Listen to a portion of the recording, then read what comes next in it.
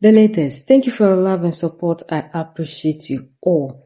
Following the nighttime attack that happened, Niami brought a lot of people talking about this thing, and everybody is condemning what happened in Niami, as we know the people who are behind this attack, the plotters, the networkers, the people who network to cause this attack in Niami.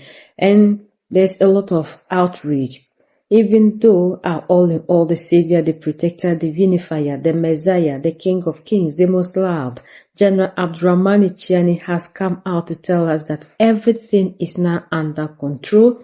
Things have normalized, but we cannot just keep quiet because we need to condemn these people who try to do this. And according to our all in all, the people who are behind this, he mentioned France, Emmanuel Macron, Ivory Coast, the President Alassane Ouattara, and Benin, Patrice Talon. And he also sent a very strong warning to these people. And the youth are talking. This time it is in Ouagadougou. The people in Ouagadougou are also talking about this thing, and they strongly condemn what these people did, because the attack sparked strong emotion among residents across Africa. All of us except the people who haven't heard what happened in Niami, that are quiet, or maybe our brothers and sisters who heard it, yet they still do not know what is happening around us, and they still believe that I am not from that country. You know how the colonial brainwashing has done to us. Wednesday, January 28th to Thursday, January 29th, 2026. Intense exchanges of gunfire and loud explosions were heard near the Niamey International Airport in Niamey. Nigerian defense and security forces immediately intervened, allowing a swift return to calm, according to several local media outlets and sources. This attack caused strong emotions among residents of Ouagadougou. Ouagadougou residents strongly condemned this assault and praised the responsiveness and determination of Nigerian forces. I was even going to call it a robbery. It's uranium they came to steal. This is a serious case that must indeed be properly labeled, and I believe it has already been brought under control. And so, we commend our authorities. We congratulate the unified AIS force, because thanks to this intelligence, they were able to apprehend all the attackers who intended to target the airport. Because targeting the airport is meant to diplomatically isolate us from the rest of the world and claim that Niger is not secure at its airport. So, if they had actually seized the uranium, you might just realize that radiation would have triggered further crises, both health-related and others. Therefore, it's a danger, and we fully understand that we are ready to protect ourselves against any threat, no matter where it comes from. Indeed, Niger has decided to exploit its own uranium. There used to be a group of French multinational organizations in Niger that were freely exploiting Niger's uranium to the detriment of the Nigerian people. And given that decisions have now been made against this organization, I'd almost say criminal, because today, coming to exploit it for free, freely plunder the resources of a valiant people, a dignified people, is a criminal act of aggression. It is a form of exploitation and theft.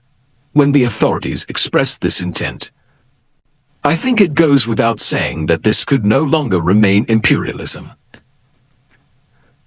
In silence or within a logic of resignation, it is precisely within this context that they attempted to carry out a cowardly attack aimed at damaging the integrity of military equipment. You know very well that Niamey International Airport is truly a strategic location where military installations are located. Moreover, there is also the Air Force base adjacent to the airport. Niger is Burkina. Niger is Mali. You see, yesterday, at the very moment these hostilities began in Niger, we were at the roundabout. At 005, where broadcasting live to. call upon all populations of the AIS to stay vigilant. The evidence is there, on my official page. And just after this live broadcast,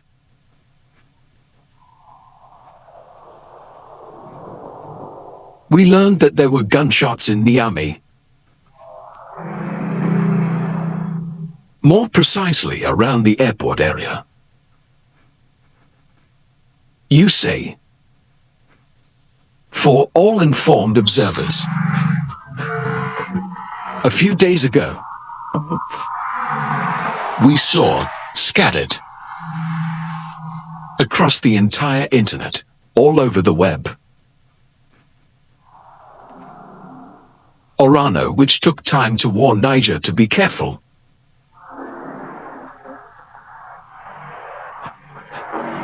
That its goods stored at the airport must not be touched, and even went so far as to threaten anyone who approached these goods. And when we learned last night that the shooting started in that vicinity,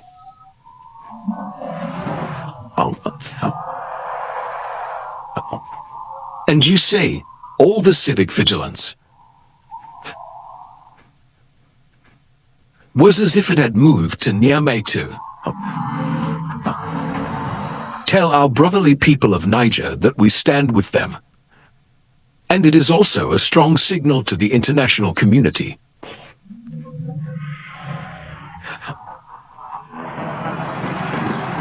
Someone who dares to touch any of these three countries will find all Sahelians standing in their way.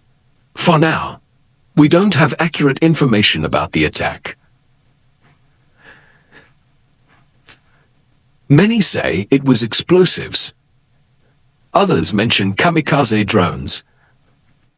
But I believe the authorities have been alerted. And such incidents won't happen there anymore because, as you mentioned, it's a strategic location, so the airport is off limits. I think they must deploy all possible security measures at the airport.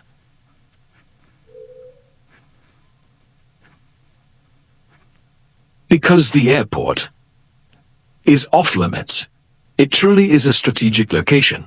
The people of Ouagadougou are calling on the population of Niger to remain highly vigilant amid persistent threats, asserting that the perpetrators of this violence have not abandoned their objective. It's a way to influence the Nigerian authorities. They specifically want them to resign, to accept that a multinational corporation whose interests are completely opposed to those of the Nigerian people continues to operate for free, freely exploiting their primary natural resources. I believe that by attacking in this manner, it's also a message being sent to the Nigerian people saying what you've done to us, we won't just let it go unanswered.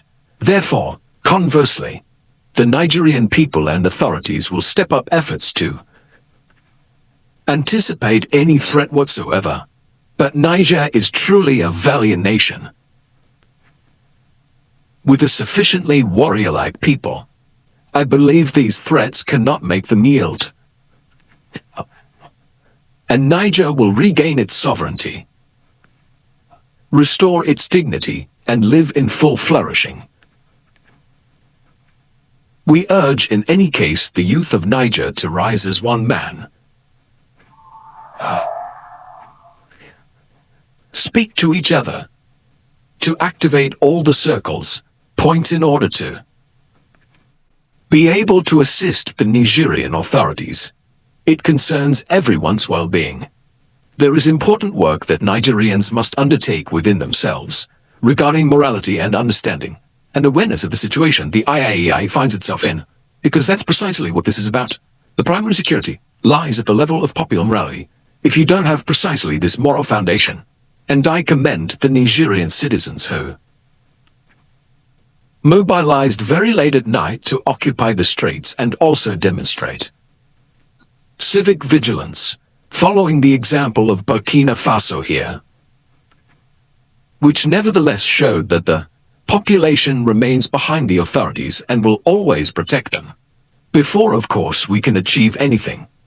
This attack at the gates of Niami Airport, a nerve center of the country, should reinforce the need for collective vigilance and enhanced cooperation among states in the sub-region to address security challenges that transcend borders. And our brothers in Ouagadougou also expressed their firm condemnation of the assault. And then they also praise our all in all for the amazing thing that he did, because it is not easy having intelligence, just like what happened in Burkina Faso. They know what was going to happen before it even happened. It was the same thing that happened in Niami. And you need courageous and bold leaders like these to have these kind of things happen in Africa.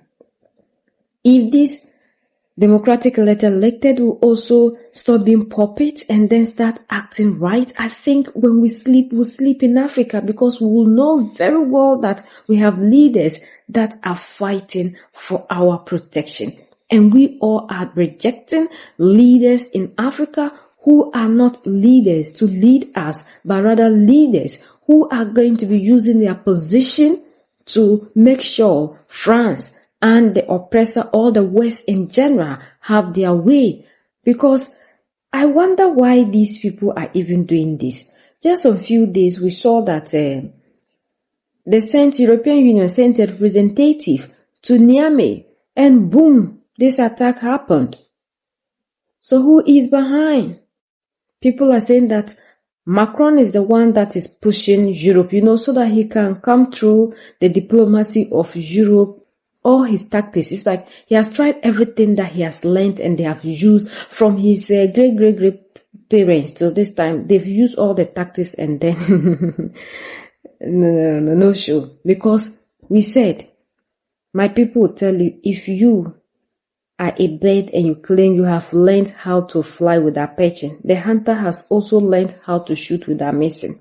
This is not going to be the olden days era where they can tell us, look at this, your leader, what we have done to the person for refusing to bow or worship us. Now we will also tell our generations to tell them that ask your great parents what they have tried and what we have done to them. The narrative must change, and we are the only people that can change the narrative, and we are not happy with the leaders in Africa that are using their positions to serve the interests of the West to make sure we continue to suffer while these people continue to enjoy. The time for that kind of slavery should be over. We deserve everything that is on our soil, and the resources here, nobody has any control like France is claiming that the uranium belonged to France. They have stolen it. Like, how can we steal something that is on our land? This one is not on the soil of France.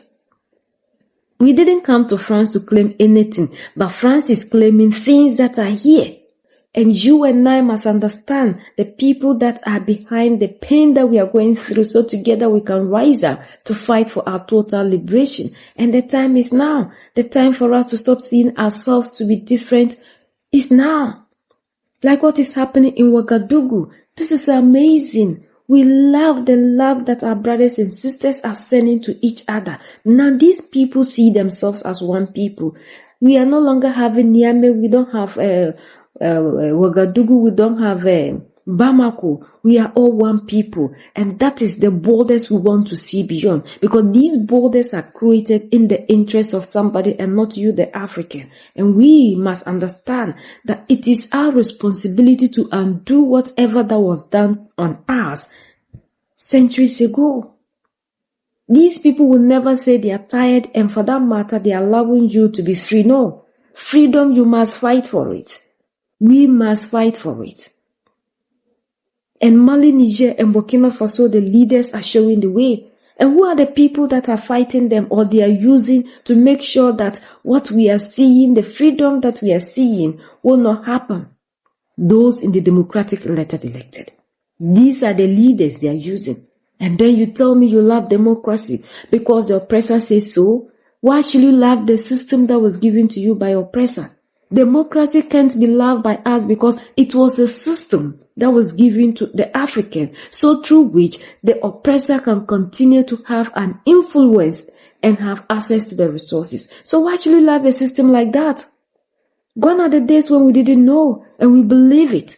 Now we know. Democratic leaders, they have shown us how democratic they are, the politicians. So Mali, Niger, and Burkina Faso expose these people, and I don't think you and I should be following these people anymore. This is the time for us to move in the direction of freedom. And that freedom is the alliance of AES. We love our hero for the brave thing he has done. And we appreciate our brothers and sisters in Ouagadougou for the love you are sending to our brothers and sisters in Niami. We are the only ones that can set ourselves free. United we stand, divided we fall, and united we keep standing forever and ever. The greatest enemy of the African is mental slavery. So let's decolonize ourselves from mental slavery. Let's keep sharing to educate our brothers and sisters. Together we make Africa great for ourselves and the next generations that are going to come. So that's the latest around the world in Africa, West Africa, in Burkina Faso.